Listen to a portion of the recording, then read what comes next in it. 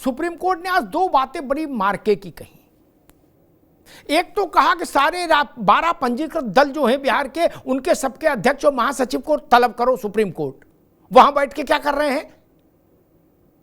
12 में 3 पार्टियां supreme court आई। और दूसरा, सुप्रीम कोर्ट ने कहा कि राजनीतिक दलों के द्वारा नियुक्त किए गए 1,60,000 से ज्यादा बीएलए और उनकी तरफ से कुल जमा 3 कंप्लेंट आई। कोर्ट का शब्द उद्धृत करता हूं कि हम हैरान हैं, हैरान। और कोर्ट ने राजनीतिक दलों से कहा कि आरोप मत लगाइए, जमीन पर उतरकर मतदाताओं की मदद करिए, यानी गाल ना बजाओ, काम करो। सौरभ दुबे। बिल्कुल, देखिए अमिताभ जी, जिस प्रकार से हम पिछले कई दिनों से लगातार देख रहे हैं विपक्ष का रवैया जो चुनाव आयोग को लेकर रहा है, और चुनाव आयोग ने बार बार एक ही बात कही कि जो प्रक्रिया उसने 24 जून से लेकर के और 25 जुलाई तक की, 1 महीने तक जो एसआईआर की प्रक्रिया हुई, और उस प्रक्रिया के तहत जब 1 तारीख को उन्होंने सारे दस्तावेज सौंपे, उसके अंदर जो 12 राजनीतिक पार्टियां हैं, उनके जो जिलाध्यक्ष हैं, नामित जिलाध्यक्ष, वो वहां पर लिस्ट में उनका नाम था। तो वो किस प्रकार से इस बात को बार बार रख रहे हैं कि राजनीतिक पार्टियों के लोग, कि हमसे पूछा नहीं गया, हमसे चर्चा नहीं की गई। अरे श्रीमती जी, कुछ तो सस्ता लो, बचत करो। नहीं श्रीमान जी, सब बढ़िया लो, रहने दीजिए। इसमें क्या खास बात है? थोड़े में ज्यादा स्वाद, यही तो है इसकी खास बात। वाओ मामा, क्या स्वाद है। अरे मेरे राजा,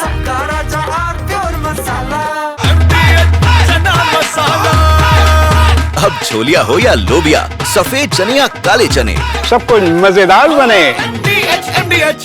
जबकि उन्होंने ही वो नाम चयन करके दिए, पहली बात। दूसरी बात, लगातार चुनाव आयोग ने इस बात को रखा कि जब हमने आपका जो वोटर लिस्ट है, जिसमें एमएलए उसकी बात हो रही है, बीएलओ की बात हो रही है, इस तरह की बात हो रही है, तो जब हमने 1 तारीख को आपको सौंप दिया, जितनी भी आपत्तियां हैं, कह रहे हैं कि 65 लाख अगर वोट कटे हैं, 65 लाख में ऐसा विपक्ष का आरोप तो ऐसा होना चाहिए था कि उसमें 5 लाख, 10 लाख, 15 लाख, 20 लाख बड़ी गलतियां चुनाव आयोग करता और ये ले जाके थोप देते चुनाव आयोग के कमरे के अंदर। चुनाव आयोग के पास जाते 15-20 लाख नाम लेकर के कि ये रहा जी, देखिए ये फर्जी वाला है, ये हुआ है और ऐसी ऐसी बात है। बड़े आश्चर्य की बात है कि सुप्रीम कोर्ट के अंदर जो दस्तावेज पेश किए गए, जो सबूत पेश किए, उसके अंदर भी मात्र 3 लोगों की कंप्लेन निकल करके आ रही है पुख्ता रूप से। उसके अंदर भी कोई भी ऐसा प्रमाणिक तौर पर विपक्ष के पार्टियां जो इल्जाम सड़कों पर लगा रही हैं, संसद के अंदर जिस बात पर चर्चा करना चाह रही हैं, वो सुप्रीम कोर्ट भी जाकर के उसको सबूत नहीं दे पाई वहां पर पुख्ता तरीके से। तो सुप्रीम कोर्ट ने यही कहा कि भैया ये हवाई बातें बंद करिए। चुनाव आयोग को, ठीक है, आप सुप्रीम कोर्ट को ऐसा कह के देखिए, कोर्ट ऑफ कंटेम्प्ट लगेगा, सुप्रीम कोर्ट आपको वहीं पर जो है दूध का दूध पानी का पानी कर देगा। लेकिन चुनाव आयोग तो इस देश के अंदर एक ऐसी संस्था है जिसको कोई भी चुनाव में हारा तो मुंह उठा करके आपने कुछ भी बोल दिया। आप ही ने कहा था कि महाराष्ट्र चुनाव में, हरियाणा के चुनाव में, दिल्ली के चुनाव में वोट की चोरी हुई है साहब, तो वही तो एसआईआर करने के सौरभ दुबे, चुनाव के पहले। आऊंगा दोबारा आपके पास, राजनीतिक दलों के पास चलता हूं। अशोक यादव जी, जो बात पहले कही वो तो आपने सुनी, उसमें इतनी बात जोड़ दूं कि सुप्रीम कोर्ट ने आज चुनाव आयोग की तारीफ की 2 मसलों पर। एक, उसने कहा कि चुनाव आयोग ने हमारे आदेश का अक्षरशः पालन किया, एक, और दूसरा उसने कहा कि चुनाव आयोग ने विस्तृत हलफनामा दायर किया। नहीं, सुप्रीम कोर्ट इससे भी प्लीज्ड हुआ कि सुप्रीम कोर्ट में चुनाव आयोग ने एक विस्तृत हलफनामा भी दायर किया, जिसके लिए राजनीतिक दल भड़क जाते हैं। वो कहते हैं कि हमने बोल दिया यही हलफनामा है, अब हम हलफनामा देंगे, हमारा नाम नहीं जानते, हमसे हलफनामा मांगोगे। लेकिन खैर, चुनाव आयोग ने हलफनामा दिया और कोर्ट ने उसको मेंशन किया। मूल प्रश्न जो आज सुप्रीम कोर्ट में खड़ा हुआ वो ये कि 1,60,000 बीएलए और 3 शिकायत आई लिखित पढ़त में, और कोर्ट ने कहा कि आरोप लगाने में सब लोग व्यस्त हैं, राजनीतिक दल बड़े बड़े आरोप लगाने में, लेकिन जमीन पर उतरकर काम नहीं कर रहे। उन्होंने कहा इन सबको नोटिस करो और तलब करो 8 सितंबर को सुप्रीम कोर्ट में। इसका क्या अर्थ निकाला जाए?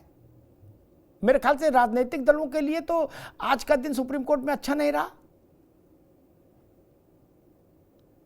अमिताभ जी, सुप्रीम कोर्ट ने बड़ा ही अच्छा आज आदेश दिया है। इस आदेश का हम लोग तहे दिल से स्वागत कर रहे हैं, जो एक आदेश जो उन्होंने सुप्रीम कोर्ट ने 14 अगस्त को भी दिया था। देखिए, मोदी सरकार और चुनाव आयोग की गठजोड़ से जो चोरी के रास्ते इन्होंने बनाए थे, वो एक एक रास्ते पर सुप्रीम कोर्ट सील लगाता हुआ जा रहा है, सील पे सील कर दे रहा है कि जैसे चूहा बिल खोद के घुसता है कोई चीज उतरने के लिए, तो चूहे घुसने की जगह पर सुप्रीम कोर्ट सील कर दे रहा है। एक उसने सील किया 14 अगस्त को, जो चुनाव आयोग ने कहा अपने नियमों का हवाला देते हुए कहा कि हम 65 लोगों के नाम भी नहीं बताएंगे और किस वजह से हटाए ये भी नहीं बताएंगे। वो उस पे सुप्रीम कोर्ट ने टैपिंग कर दी, भैया बेटा तुम्हें तो बताना पड़ेगा, ऐसे कैसे चलेगा, सुप्रीम कोर्ट को तो आप बताओगे। दूसरा चुनाव आयोग मोदी सरकार का जो था कि एक्सक्लूजन, अधिक से अधिक वोटर्स का एक्सक्लूजन किया जाए, अधिक से अधिक वोटरों को बाहर किया जाए जी। इस पर भी सुप्रीम कोर्ट ने टैप लगा दिया, कहा कि नहीं, आधार कार्ड को आप 12वां सबूत मानते हुए उसको आप शामिल करो। तो जो दो चोरी के बड़े रास्ते थे, उन दोनों चोरी के बड़े रास्तों पर सुप्रीम कोर्ट ने रोक लगाई। फैसले को भी एक तोड़ मरोड़ के पेश कर रहे अरे हैं। सुन लीजिए, ठीक, अभी रुक जाओ, अभी रुक जाओ। हाँ जी, अमिताभ जी दो बहुत बड़े फैसले रहे। तो इन दोनों फैसलों से मुझे लगता है कि चुनाव आयोग और मोदी सरकार का जो नापाक गठबंधन था, कि अभी तक इतिहास में, आप तो सीनियर जर्नलिस्ट हैं, इतिहास में आप देखेंगे कभी भी चुनाव आयोग की ये मंशा नहीं रही है एक्सक्लूजन का, वोटों को काटने की मंशा नहीं रही है। हाँ, जो गलत वोट थे, जो मरे हुए लोग थे, वो तो हमेशा से कटते आए थे, लेकिन एक मास में चुनाव आयोग का ऑब्जेक्टिव यही हो जाए कि हमको एक्सक्लूजन के लिए ही रिवीजन करना है, पुनरीक्षण करना है। ये कभी नहीं हुआ था, ये पहली बार हुआ कि चुनाव आयोग और सरकार ने एक्सक्लूजन के लिए अधिक से अधिक वोटरों के नाम काटने के लिए एसआईआर का तरीका अपनाया। हमें एसआईआर से कोई दिक्कत नहीं है। अशोक भाई, तो ठीक है, शुरू से ही हो रहा है एसआईआर। ठीक है अशोक भाई, मेरा आपने SIR सारी के अच्छी तरीके से बातें कही, अशोक भाई सारी अच्छी बातें कही, लेकिन दो मासूम से सवाल मैंने उठाया, तो उस पर एक एक पंक्ति कह दीजिए, बाकी आपको श्रद्धा है। उसने कहा 1,60,000 BLA अंताक्षरी खेल रहे थे बिहार में, 3 कंप्लेंट आई मेरे पास। ये आप लोगों के मुंह पर तमाचा नहीं है जो लोग यात्रा निकाल रहे हो वहां? सुप्रीम कोर्ट ने कहा, ये भाजपा ने नहीं कहा, न चुनाव आयोग ने कहा, सुप्रीम कोर्ट ने कहा 3। और दूसरी बात उसने कही, आरोप लगाते दुनिया में घूम रहे हो, जमीन पर काम क्यों नहीं करते हो, कहा, और कहा इनको सबको नोटिस इशू करो और हलफनामा लेके आए 8 तारीख को हमारे पास। ये क्या है, इस पर आपकी निगाह गई अशोक भाई? बिल्कुल बिल्कुल। देखिए, जो 1 अगस्त को ड्राफ्ट इलेक्टोरल रोल जो चुनाव आयोग ने अपनी वेबसाइट पे अपलोड किया था, आपको याद होगा, जैसे ही राहुल गांधी जी ने आयोग ने क्या किया हमें याद नहीं, मैं बता रहा हूं, सुप्रीम कोर्ट ने कहा 1,60,000 BLA और 3 कंप्लेंट, कहा कि नहीं कहा? हाँ या ना? साहब जी, मैं बता उसी सवाल पे था। जब हमको ये पता रहेगा कि किसका नाम कटा है, तभी तो हम उस पर कंप्लेंट फाइल करेंगे। जब हमको खुद नहीं पता है कि कौन उस वोटर लिस्ट में शामिल है, कौन नहीं है, तो हम कैसे कंप्लेंट कर देंगे? अभी तो जब चुनाव आयोग ने 14 अगस्त के बाद, जब सुप्रीम कोर्ट का हंटर चला है, जब 14 अगस्त के बाद, ठीक है अशोक जी, अभी रुकना होगा, मैं मुन्ना खान साहब के पास चलूंगा। अशोक जी की ये जानकारी गलत है, ये तथ्य ठीक नहीं है। नाम पब्लिक होने से पहले आप कभी ननकू को, कभी रज्जाक को प्रेस कॉन्फ्रेंस में लाते रहे कि इनका वोट कट गया, इनका वोट कट गया, ये जिंदा है, ये मर गए, ये मरे जिंदा हो गए, ये जिंदा मर गए, ऐसा आप करते रहे ना, और आप साधु हो गए एकदम, बोले हमें पता ही नहीं था कुछ, हम क्या करें, हमें पता ही नहीं वोट किसका है किसका नहीं। नहीं भाई, आप तो सब, यही तो सुप्रीम कोर्ट ने कहा कि आप पूरी दुनिया में नारे लगाते घूम रहे हो, आरोप उछालते घूम रहे हो, जमीन पर काम नहीं कर रहे हो। ये बड़ी टिप्पणी है और कड़ी टिप्पणी है अशोक भाई। 1,60,000 लोग क्या कर रहे थे? ड्राफ्ट रिपोर्ट, ड्राफ्ट लिस्ट में, ड्राफ्ट लिस्ट आए कितने दिन हो गए?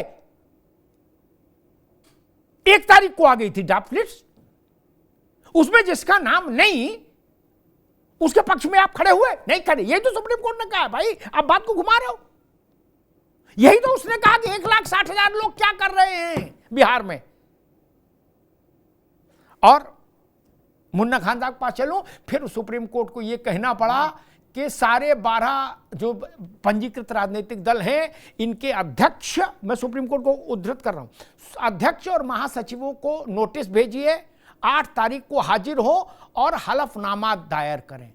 ये बड़ा कड़वी बात कह दी मुन्ना भाई। आप लोग आजकल हलफनामा ही पे एकदम बिल्कुल आग बबूला हो। बोले हमारे कंठ को ही हलफनामा मानो। बोले क्यों? बोले हम एक बार शपथ ले चुके विधानसभा में, लोकसभा में, इसके बाद तो शपथ कहीं लेते नहीं, देते नहीं। लेकिन सुप्रीम कोर्ट ने आपकी बात सुनी नहीं। उसने कहा कि नहीं, शपथ पत्र दायर करिए, अध्यक्ष आए, जनरल सेक्रेटरी आए, शपथ पत्र दाखिल करें। मल्लिकार्जुन खड़गे को शपथ पत्र दाखिल करना होगा। मुन्ना भाई, बहुत ही अच्छी बात आपने कही जी। पहली बात तो आपका धन्यवाद, आपके दर्शकों का धन्यवाद। मैं चाहूंगा कि 2 मिनट हमें बोलने दिया जाए बगैर रोके टोके। जी।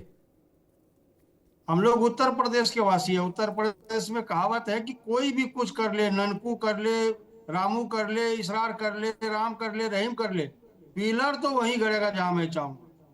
यही हाल आज देश का है, देश के गृह मंत्री का है। आज पक्ष और विपक्ष, सरकार में और विपक्ष में इसी बात की लड़ाई है। विपक्ष चाहती है कि पारदर्शिता कोई भी बात हो, सरकार कहती नहीं, जो मैं चाहूंगा वही होगा। अब आप एक बात का बताइए, करोड़ों दर्शक देख रहे हैं, मैं आपके माध्यम से पूछना चाह रहा हूं कि जो आदमी 2018 से 2021 तक गृह मंत्री का सचिव रहा हो, 2021 से 2024 का मंत्रालय में सचिव रहा हो, जो अमित शाह के अंदर मंत्रालय आ रहा है, उससे आप क्या अपेक्षा, क्या उम्मीद करते हैं कि वो निष्पक्ष बात करेंगे? क्या वो देश हित में बात करेंगे? अगर ये इतनी ही ईमानदार भारतीय जनता पार्टी थी तो सीजीआई के नामों को क्यों हटाया गया? क्यों अमित शाह ने कहा कि कुछ भी हो जाए लेकिन हमारा आदमी इसमें चुनाव आयोग बनेगा? आज क्या चुनाव आयोग भारतीय जनता पार्टी की भाषा नहीं बोल रहा है? दूसरा जवाब आपका कि आप जाकर के वहां हलफनामा दें। भाई अखिलेश यादव जी पाकिस्तान के रहने वाले हैं क्या? नहीं बताइए, अगर हिंदुस्तान के वो नहीं है। मुन्ना खान साहब, हम तो बता ही देंगे, आप अपनी बात कह दो। सुन तो लीजिए, आप सुन तो, मैं बात मेरी पूरी होने दी। अखिलेश यादव जी पाकिस्तान के रहने वाले हैं। 18,000 हलफनामों का चुनाव आयोग ने जवाब आज तक क्यों नहीं दिया? चुनाव आयोग ने ये क्यों नहीं कहा कि अगर राहुल गांधी जी के सवालों के लिए हलफनामा देना होगा तो क्यों खामोश है अनुराग ठाकुर के सवालों पे? क्यों चुनाव आयोग ने चूड़ियां पहन ली है, हक बात नहीं बोल सकता? क्या जायज बोलने के लिए उसे नहीं बिठाया गया? बार बार कह रहे नहीं, ये संस्था स्वतंत्र रूप से काम करती है। क्या इसी तरीके से स्वतंत्र रूप से काम करती है कि ननकू को बोल दो ना और श्यामू को बोल दो हाँ? ये नहीं चलेगा, आपको दोनों को बोलना होगा। एक को तो आप डांट रहे हो, दूसरे के पीठ थपथपा रहे हो। वाह, बहुत बढ़िया बोला। क्या अनुराग ठाकुर ने चुनाव आयोग को चोर नहीं कहा? जो वोटर लिस्ट इकट्ठा करने में, जो नामों को चिन्हित करने में हमारे राष्ट्रीय नेता श्री राहुल गांधी जी को 6 महीने लग गए, वो 4 लोकसभा 3 विधानसभा के नामों को इकट्ठा करने में अनुराग ठाकुर को मात्र 3 घंटे लगे। भाई आप रुकना होगा, 2 मिनट से ज्यादा हो गया। अरे श्रीमती जी, कुछ तो सस्ता लो, बचत करो। नहीं श्रीमान जी, सब बढ़िया लो, रहने दीजिए। इसमें क्या खास बात है? थोड़े में ज्यादा स्वाद, यही तो है इसकी खास बात। वाओ मामा, क्या स्वाद है। अरे मेरे राजा,